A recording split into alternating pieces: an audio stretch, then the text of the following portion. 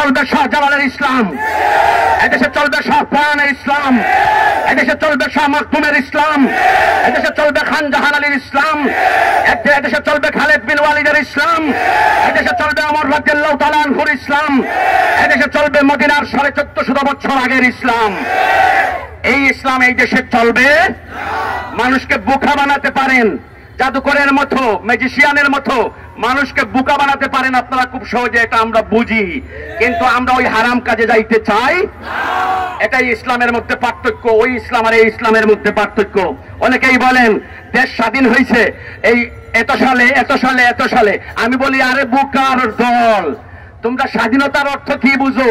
এই দেশ যখন আল্লাহর জমিন যখন বিধর্মীরা বেদখল করে রেখেছিল গৌর গোবিন্দ, ওই বিধর্মীদের কাছ থেকে 750 বছর আগে এই দেশ ইসলামের জন্য স্বাধীন করেছেন শাহজালাল রহমতুল্লাহি আলাইহি। আর তোমরা এই 71, 72, 75, 78, 91, 95, 24, 25 এগুলার চিন্তা করো, তোমাদের ব্রেইন তো নাই, গিলো নাই। এদের স্বাধীন করেছে ইসলামের জন্য। যদি এদের স্বাধীন হয়, যদি ইসলামের জন্য এদের স্বাধীন হয়, তাইলে এদের স্বাধীন করেছেন শাহজালাল। কথা বলুন ঠিক কিনা? আমরা সেই শাহজালালের উত্তরাধিকার। আমরা নিন্দা জানাই, তীব্র নিন্দা জানাই, তীব্র নিন্দা জানাই, তীব্র নিন্দা জানাই।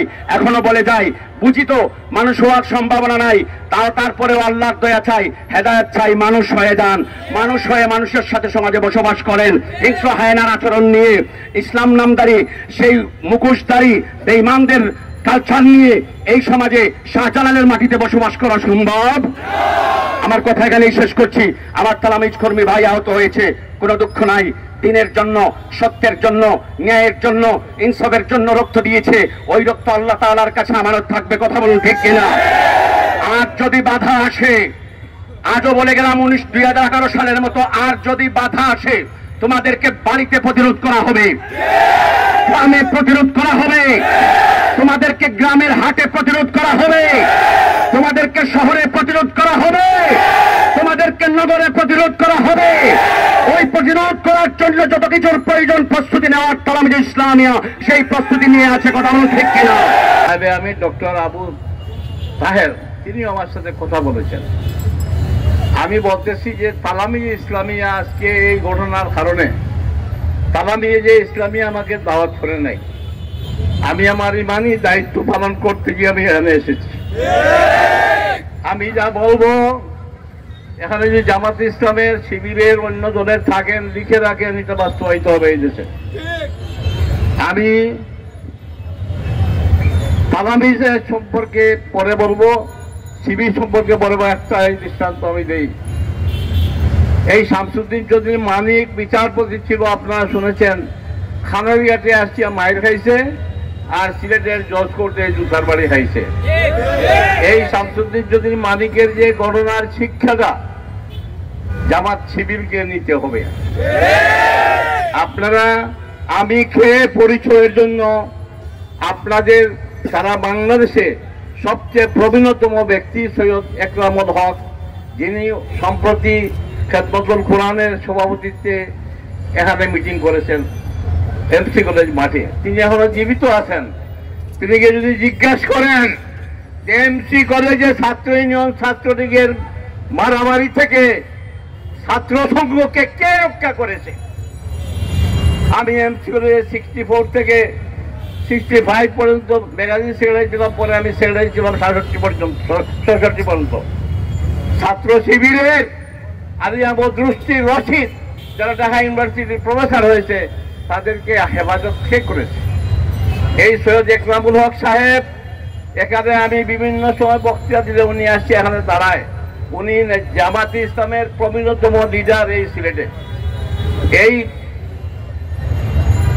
সিলেটের হযরত শাহজালাল রহমতুল্লাহ আলাইহি, রাজা সরবুদ্দিন চিশতি রহমতুল্লাহ আলাইহি হাইকোর্ট, এই সব আউলিয়া কেরামদের রেফারেন্সে আমি এই শামসুদ্দিন চৌধুরী মানিকের সঙ্গে হাইকোর্টে ঝগড়া করেছিলাম। পরিণতি ফল আমরা বলতে চাই, কাঁদতে আছি, আমার ভাইয়ের রক্তে জড়ানোর বিচারের দাবি নিয়ে দাঁড়িয়েছি। আপনারা জানেন আমার ভাই তালামিজ ইসলামিয়ার কর্মী, এবং বৈষম্য বিরোধী ছাত্র আন্দোলনের অন্যতম সক্রিয় কর্মী, যাকে আমরা আজকে সকালে দেখতে গিয়েছিলাম। আমরা দেখেছি এই হায়না নামে যে সন্ত্রাসী কুলাঙ্গাররা রয়েছে, তাকে মারার জন্য, তাকে অন্ধ করে দেওয়ার জন্য তার চোখে হাত দিয়ে আঘাত করেছে। তার মাথাকে টুকরা টুকরা করার জন্য এই মাথার বাড়ি দেওয়া হয়েছে। আমরা প্রশাসনের কাছে বিচার দিয়েছি, এখনো পর্যন্ত দেখতে পেয়েছি এই কুলাঙ্গারদের মধ্যে একটা কুলাঙ্গার এখন পর্যন্ত প্রশাসন তার বিচার করে নাই। যে ভাই, আমার যে ভাইকে হামলা করা হয়েছে, সেই হামলাকারীদের কারো বিরুদ্ধে এখনো পর্যন্ত প্রশাসন দৃষ্টান্তমূলক পদক্ষেপ নেয় নাই। আমরা বলতে চাই, মজলুম ও জালিম হবেন না। এতদিন জুলুম হয়েছেন, এতদিন মজলুম হয়েছেন, এখন নিজে জালিম করতে চাই। আমরা প্রশাসনের কাছে দাবি জানাচ্ছি, অতি সত্বর এইসব কুলাঙ্গারদের বিচার করতে হবে। আপনারা যদি বিচার করেন না, আমরা অস্ত্র হাতে তুলে দেব না। কারণ তারা যে ইসলামিয়ার কর্মীরা, আল্লামা ফুলতলী সাহেব কিবলা রহমতুল্লাহ আলাইহির কর্মীরা অস্ত্র হাতে নিতে জানে না। তারা যে ইসলামিয়ার কর্মীরা ক্ষমা করতে জানে। আপনারা আমাদের কাছে ক্ষমা চান, আমরা ক্ষমা করে দিয়ে দিব। আমরা রক্তের বদলা রক্ত নিতে চাই না, আমরা অস্ত্রের বদলা অস্ত্র হাতে নিতে চাই না। আমরা ক্ষমা করতে জানি।